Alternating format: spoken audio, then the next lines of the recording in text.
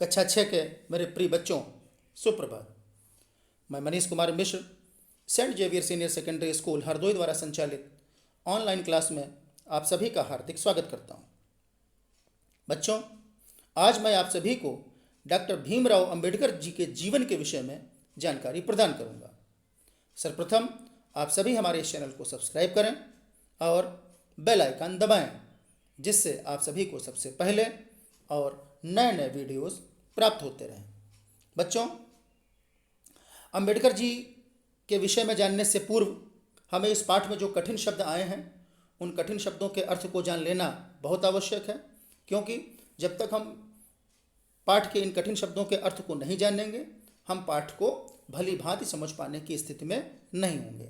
इसलिए सबसे पहले हम इस पाठ में जो कठिन शब्द आए हैं उनके विषय में जानते हैं। आप सभी लोग ध्यान से सुनेंगे। बच्चों ध्यान से सुनिए। पहला, सूबेदार। सूबेदार यानी कुछ सैनिकों का अफसर। प्रयत्न, प्रयास या कोशिश। उत्तीर्ण, पास होना। जिज्ञासा, जानने की इच्छा। निधन यानी मृत्यु। सर्वोत्तम, सबसे अच्छा। अल्प, कम या थोड़ा या तनिक। ज्ञान पिपासु, जिसे ज्ञान की प्यास हो, यानी जो बहुत अधिक ज्ञान प्राप्त करना चाहता हो। तो बच्चों, ये आपने पाठ के जो शब्दार्थ थे उनके विषय में आपने जाना। अब हम लोग सीधे पाठ डॉक्टर भीमराव अंबेडकर पर आते हैं। बच्चों, यह आपकी पुस्तक का एक संकलित पाठ है, इसके कोई रचनाकार नहीं है।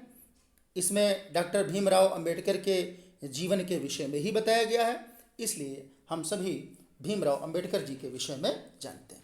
बच्चों, आप सभी इस बात से सहमत होंगे कि हमारा देश महापुरुषों का देश है। यहाँ पर अनेक महापुरुष हुए हैं जिन्होंने भारत के गौरव को बढ़ाने का काम किया है, और उन्हीं महापुरुषों में डॉक्टर भीमराव अंबेडकर का नाम भी लिया जाता है। बच्चों, भारत रत्न डॉक्टर अंबेडकर ने अपने जीवन के 65 वर्षों में सामाजिक, आर्थिक, राजनीतिक, शैक्षणिक, धार्मिक, ऐतिहासिक, सांस्कृतिक, साहित्यिक, औद्योगिक, संवैधानिक आदि क्षेत्रों में अनगिनत कार्य करके राष्ट्र निर्माण में महत्वपूर्ण योगदान दिया। वे हम सभी भारतीयों के हृदय में विराजमान थे और विराजमान रहेंगे। बच्चों, भीमराव अंबेडकर का जन्म 14 अप्रैल सन 1891 ईस्वी में महू, इंदौर, मध्य प्रदेश में हुआ था। इनके पिता रामजी अंग्रेजी सेना के सूबेदार थे, और जब वे सूबेदार के पद से रिटायर हुए उसके बाद वह एक मिलिट्री स्कूल में, मिलिट्री यानी सैनिक स्कूल में 14 वर्ष तक प्रिंसिपल रहे। 16 वर्ष की बहुत कम आयु में ही उनके पिता रामजी ने उनका विवाह कर दिया। बच्चों, भीमराव ने सन 1907 में मैट्रिक की परीक्षा तथा 1909 में इंटर की परीक्षा प्रथम श्रेणी में उत्तीर्ण की। यहाँ मैं आपको बताना चाहूँगा कि मैट्रिक जो है वो हाई स्कूल को कहा जाता है, यानी कक्षा 10 को कहा जाता है, और इंटर जो है वो कक्षा 12 को कहा जाता है। इसी बीच उनके पिता यानी राम जी का निधन हो गया। उन दिनों उच्च शिक्षा प्राप्त करने के लिए, यानी अगर आपको अच्छी शिक्षा प्राप्त करनी होती है तो आपको विदेश जाना पड़ता था उस समय। पिता की मृत्यु के कारण आर्थिक समस्या थी, पैसे की समस्या थी, लेकिन अंबेडकर जी भी बहुत जिद्दी थे। वो निराश नहीं हुए और उन्होंने तय कर लिया था कि उनको विदेश में जाकर पढ़ना है। उन्होंने कुछ उदार और दानशील और शिक्षा प्रेमी जो धनी लोग थे उनसे सहायता मांगी। अनेक लोगों ने इनकार कर दिया, लेकिन अंत में तत्कालीन बड़ौदा नरेश, बड़ौदा जिसको वर्तमान में हम लोग बड़ोदरा के नाम से जानते हैं, तो तत्कालीन जो बड़ोदरा नरेश थे सयाजी राव, उन्होंने उनकी जिज्ञासा देखी, उनकी प्रतिभा देखी, तो उन्होंने उनको छात्रवृत्ति देना स्वीकार कर लिया। छात्रवृत्ति आप समझते हैं, यानी स्कॉलरशिप। उन्होंने उनको स्कॉलरशिप देना स्वीकार कर लिया। इसी स्कॉलरशिप के सहारे 1912 में उन्होंने बीए की परीक्षा उत्तीर्ण की। बीए जानते हैं, बीए यानी ग्रेजुएशन। इन्होंने ग्रेजुएशन की परीक्षा उत्तीर्ण की। सयाजी राव ने भीमराव को उच्च शिक्षा प्राप्त करने हेतु अमेरिका भेजा। कहाँ भेजा? अमेरिका। बच्चों ध्यान से पढ़िएगा, पाठ को ध्यान से पढ़ेंगे।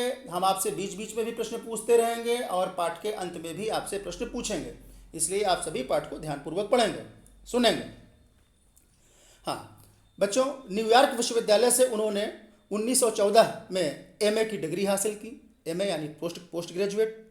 हाँ, इसी बीच जो सयाजी राव थे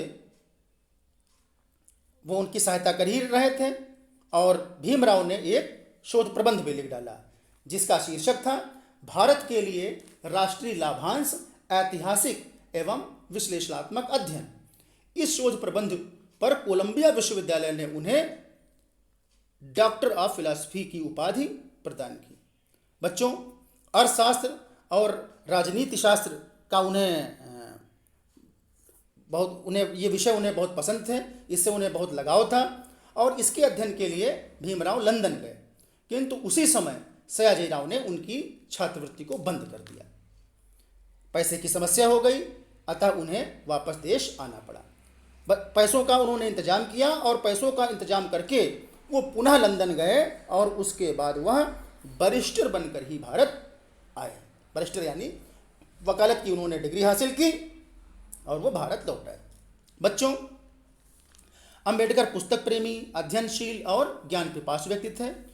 पुस्तकों से उन्हें बहुत लगाव था और पुस्तकों से उन्हें इतना अधिक लगाव था कि उन्होंने अपने छात्र जीवन में जो दैनिक जीवन से कुछ पैसे बचा बचा के उन्होंने लगभग 2000 पुस्तकें जो है वो खरीदी थी। बच्चों, उनका मानना था कि जिस प्रकार शारीरिक स्वास्थ्य के लिए भोजन आवश्यक है, उसी प्रकार मानसिक स्वास्थ्य के लिए पुस्तकों का नियमित पढ़ना भी आवश्यक है।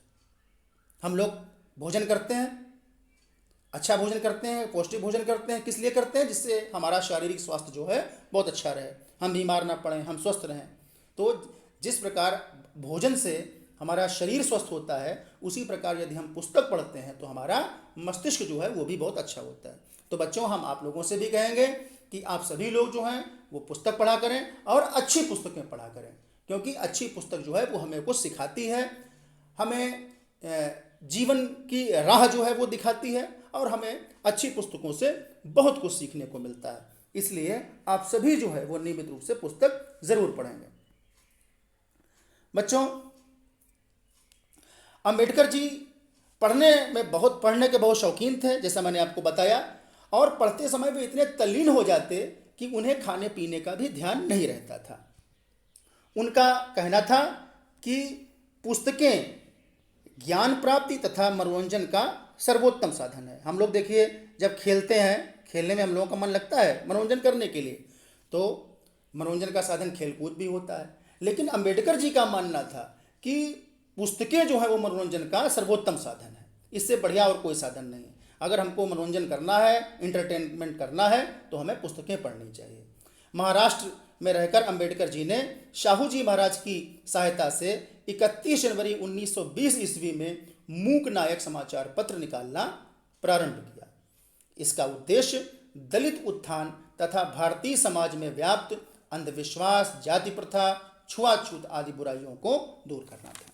बच्चों, तत्कालीन समय में हमारे देश में कुछ कुरीतियाँ, कुछ बुराइयाँ भी जो थी वो फैली हुई थी, जिनमें जातिवाद की भावना थी, लोग एक दूसरे को ऊंच नीच की भावना थी, लोग एक दूसरे को छूते भी नहीं थे, छुआछूत का था और अंधविश्वास का भी समाज में बोलबाला था। अंबेडकर जी समाज में इन बुराइयों को दूर करना चाहते थे और वे चाहते थे कि इन बुराइयों से समाज से इन बुराइयों का अंत होना ही चाहिए। बच्चों, 29 मार्च 1920 ईस्वी को अंबेडकर ने कोल्हापुर में दलितों के एक सम्मेलन की अध्यक्षता की। वहां पर शाहू जी महाराज भी उपस्थित थे और उन्होंने लोगों से कहा कि अंबेडकर के रूप में तुम सबको अपना एक उद्धारक मिल गया है। बच्चों, 1936 में उन्होंने इंडिपेंडेंट लेबर पार्टी नाम से एक राजनीतिक दल का गठन किया। सन 1936 में हुए प्रांतीय चुनाव में इस पार्टी को भारी सफलता मिली, यानी कि इस पार्टी ने कई सीटों पर जो है विजय प्राप्त की। डॉक्टर अंबेडकर जो थे वो भी चुनाव जीत गए और इनके कई साथी जो थे वो भी चुनाव में जीते। 1941 में उन्हें गरीब रक्षा सलाहकार का सदस्य चुना गया। 1945 में अंबेडकर ने पीपल्स एजुकेशन सोसाइटी की स्थापना की। इस संस्था ने समाज सेवा के अनेक कार्य किए। 1946 में संस्था द्वारा सिद्धार्थ कॉलेज खोला गया, जिसके माध्यम से जन जागरण किया गया। बच्चों, शिक्षा ही वह माध्यम है जिसके द्वारा हम लोगों को जागरूक कर सकते हैं। बच्चों, देश के संविधान की रचना में भी अंबेडकर जी का महत्वपूर्ण योगदान रहा है। उन्हें संविधान सभा की प्रारूप समिति का अध्यक्ष बनाया गया। उनकी बौद्धिक कुशलता की छाप भारतीय संविधान में स्पष्ट रूप से देखी जा सकती है। बच्चों, 1952 में डॉक्टर अंबेडकर जी लोकसभा चुनाव लड़े किंतु हार गए।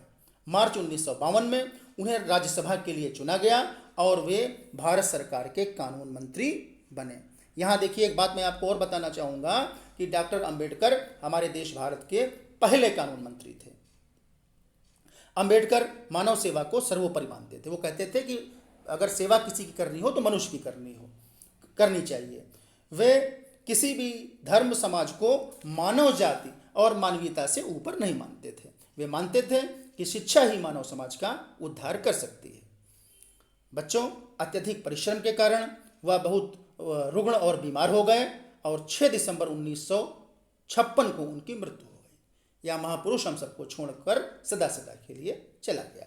देश के नवनिर्माण में अंबेडकर के योगदान के लिए भारत सरकार ने 1990 में उन्हें मरणोपरांत भारत रत्न की उपाधि से सम्मानित किया।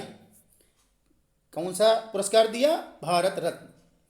आज वे हमारे बीच में नहीं हैं, लेकिन अपने व्यक्तित्व और कृतित्व से वे सदैव हमारे मध्य रहे थे, हैं और रहें। बच्चों, आपने पाठ को ध्यानपूर्वक सुना। अब हम इस पाठ से संबंधित कुछ प्रश्न आपसे पूछेंगे जिनका उत्तर आप सभी को देना है। आभाष, आप बताइए, डॉक्टर भीमराव अंबेडकर का जन्म कब हुआ था? वेरी गुड, 14 अप्रैल सन 1891 को इनका जन्म हुआ। बिल्कुल सही जवाब। जैस्मिन, आप बताइए, डॉक्टर भीमराव ने इंटर की परीक्षा किस श्रेणी से उत्तीर्ण की? वेरी गुड, प्रथम श्रेणी से इन्होंने उत्तीर्ण की। कृष्णा, आप बताइए, डॉक्टर भीमराव को उच्च शिक्षा प्राप्त करने के लिए कहां भेजा गया? बिल्कुल सही जवाब, इन्हें अमेरिका भेजा गया। Very good. नंदिनी, आप बताइए, दैनिक खर्चों में कटौती करके उन्होंने कितनी पुस्तकें खरीदी? वेरी गुड, बिल्कुल सही जवाब, उन्होंने 2000 पुस्तकें जो हैं वो खरीदी। अब कुछ बहुविकल्पी प्रश्न हम आपके समक्ष रखते हैं जिनका उत्तर आपको देना है। ठीक है, तैयार हैं? Very good. निष्ठा, आप बताइए, डॉक्टर अंबेडकर का विवाह किस आयु में हुआ? हम आपको ऑप्शन भी दे देते हैं, 14 वर्ष, 18 वर्ष या 16 वर्ष। बिल्कुल सही, 16 वर्ष की आयु में। अगला प्रश्न ऋषित आपसे, बीए की परीक्षा उन्होंने किस वर्ष में उत्तीर्ण की? 1912 में या 1812 में या 1913 में? 1912, बिल्कुल सही जवाब, वेरी गुड। सक्षम, आप बताइए, अंबेडकर जी के लिए ज्ञान प्राप्ति तथा मनोरंजन का साधन क्या था? खेलना कूदना, टेलीविजन देखना या पुस्तकें? बहुत बढ़िया जवाब, उन्हें पुस्तकें जो थी वो बहुत प्रिय थी। उत्सव, आप बताइए, डॉक्टर अंबेडकर ने इंडिपेंडेंट लेबर पार्टी का गठन किया, कब किया? 1936 में, 1941 में या 1940 में? 1936, वेरी गुड, बिल्कुल सही जवाब। अच्छा, अंतिम प्रश्न, यश, आप बताइए, दिव्यांश, दोनों लोग अच्छा बता दीजिए। आप बताइए, मरणोपरांत उन्हें किस उपाधि से सम्मानित किया गया? बिल्कुल सही जवाब, भारत रत्न, वेरी गुड। तो बच्चों, आज हमने आप सभी को भारत के गौरव, हमारे देश के महापुरुष डॉक्टर भीमराव अंबेडकर जी के विषय में मैंने आपको बताया। इस पाठ से संबंधित मैंने कई प्रश्न आप सभी से पूछे जिनका आप सभी ने बहुत अच्छे ढंग से उत्तर दिया। इससे पता चलता है कि आप सभी ने इस पाठ को बहुत ध्यानपूर्वक पढ़ा है और समझा है। बच्चों, इस पाठ को आप सभी पुनः पढ़ेंगे। इस पाठ से संबंधित कुछ और प्रश्न, कुछ और एक्सरसाइज हम आप सभी से कल फिर पूछेंगे। आज के लिए इतना ही। आप सभी का बहुत बहुत धन्यवाद।